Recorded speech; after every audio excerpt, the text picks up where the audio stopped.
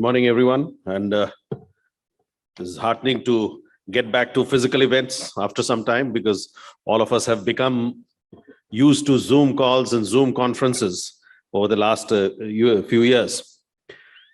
And what has been happening is now with physical events happening, we are getting overtaken by events. For instance, I have a prepared text from my office, but I attended a physical conference last week in Ras Al Khaimah, which was the Asia Pacific Travel Association. And some of the insights that I got about how the rest of the world is recovering and how we are. So I would like to share that also, of course, as and when I share my thoughts with you. So thank you, Mr. Batra, Mr.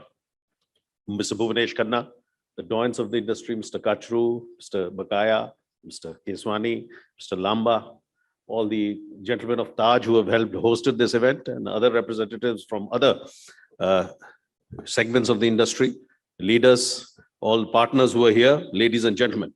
I'm very grateful to be invited here as guest of honor on the inaugural day of the 6th edition of the BW Hotelier Indian Hospitality Summit and Awards, which has over the years turned to be one of the most prestigious industry events for the hospitality fraternity.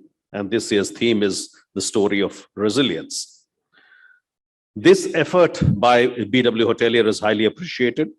It would inspire more people to consider pursuing careers in the hospitality industry and to serve as a platform to leverage the development of Indian culture on a global scale.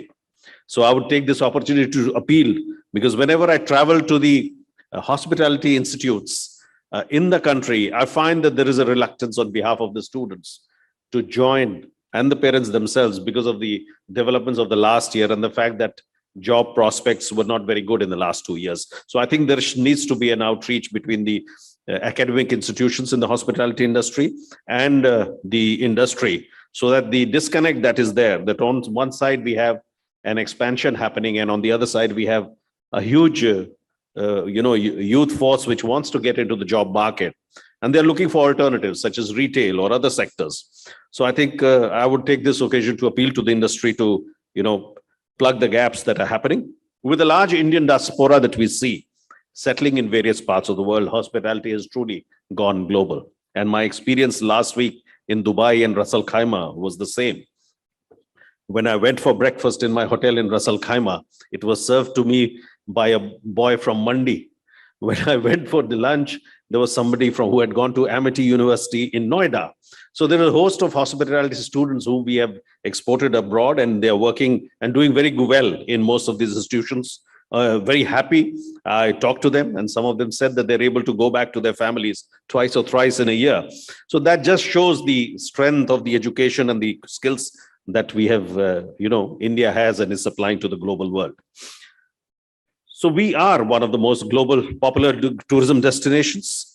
And as a result, the tourism and hospitality industry has emerged as one of the key drivers of growth in the services sector. And this is acknowledged by all within government.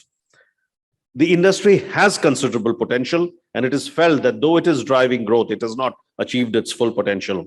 And it also helps earn foreign exchange. Pre-COVID, the foreign exchange earnings between 2016 to 2019 grew at a cumulative annual growth rate of 7%. So just shows the contribution this sector is doing to nation building. It is widely acknowledged that the tourism and hospitality sector, which encompasses travel and hospitality services like hotels and restaurants, is a development agent, a catalyst for socio-economic growth, and a significant source of foreign exchange gains in many countries. India's rich and exquisite history, culture, we have 40 UNESCO World Heritage Sites, and diversity are showcased to the world through tourism, and they also provide significant economic benefits. Mr. Batra spoke about manufacturing, and it is a fact that manufacturing offers an alternative employment to those who are not gainfully employed in agriculture. But there are several parts of the country where manufacturing cannot take that role, and that is where services industry like tourism can provide the local economics, the economy incomes as well as employment. The combined efforts of all stakeholders, the central and state governments, have helped the tourism industry to recover significantly from the pandemic shock and operate almost at pre-pandemic levels. Definitely the worst is behind us. If I can share the exchanges at the PATA summit that I went to recently, it is widely accepted by all the stakeholders who were there from the Asia Pacific region that our recovery is one of the best in the region. Two reasons for that: confidence about the vaccination in the country and the fact that we opened up much earlier than other countries in the Asia Pacific. Countries like China, there's still uncertainty about what is happening. Japan opened up very late. Other parts of Asia Pacific also opened up very late. So as a result, in various parts of the country, we are seeing domestic tourism is booming. It has crossed pre-pandemic levels at various areas. If I have to give one example of the toughest area in the country, Jammu and Kashmir, the tourism footfalls have crossed record levels. All previous records have been shattered. The previous best in the valley itself was 13 lakh tourists in a year. And that has already been crossed when, this year is not complete. And when I talk to Jammu and Kashmir officials, they're sure that the previous best will be doubled. I mean, they'll see double the number of tourists this year. So that is an example of, the boom in the domestic tourism that we are seeing in various parts of the country, Kashmir and other parts of the country. Also, I gave statistics from the Kashmir Valley.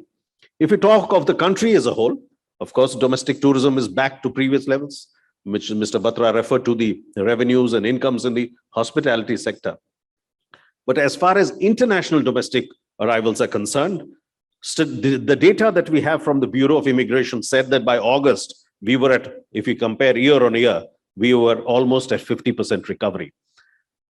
At the summit, there's a company some of you would be aware of, which does studies of advanced bookings and forward keys. They presented an analysis which is led by their CEO, an Italian gentleman. And of course, he projected that India's recovery was very good. He felt that, in fact, in terms of international inbound, we were already at almost 70% of international inbound compared to pre-COVID levels.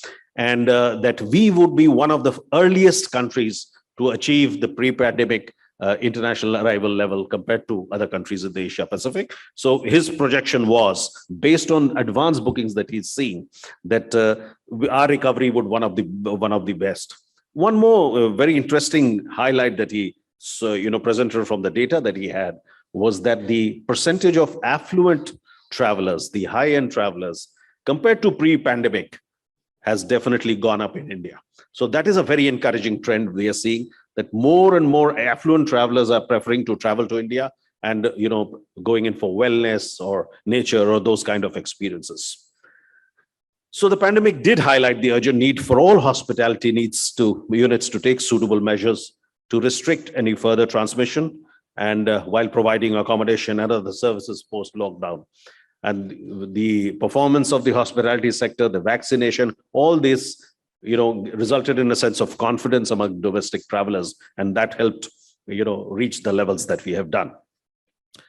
You are aware that we took the initiatives of the Sathi and the Nidhi portals, which we are working with all of you. This initiative is aligned with the Prime Minister's call for Atmanirbhar Bharat. And the idea was not only to sensitize the industry on COVID and the government regulations, but instill confidence among the staff and guests that the unit has exhibited intent towards ensuring safety and hygiene at the workplace. So I'm confident that looking up with the prospects of the early revival, certain more developments such as our impending presidency of the G20, which India will take on the mantle on the 1st of December from Indonesia. And this will result in a large number of meetings and events in the country, which will highlight and showcase the country's destinations to the globe. I'm sure that the next calendar year, 2023, will provide much better results and output to the industry than this current calendar year. So your cooperation of all the stakeholders is invited in positioning India as a unique, warm, hospitable, and welcoming country. I'm sure that this event will definitely ensure convergence between all the stakeholders, and they will come up with imaginative solutions for showcasing India hospitality sector in all its glory in the future to global visitors. Thank you very much.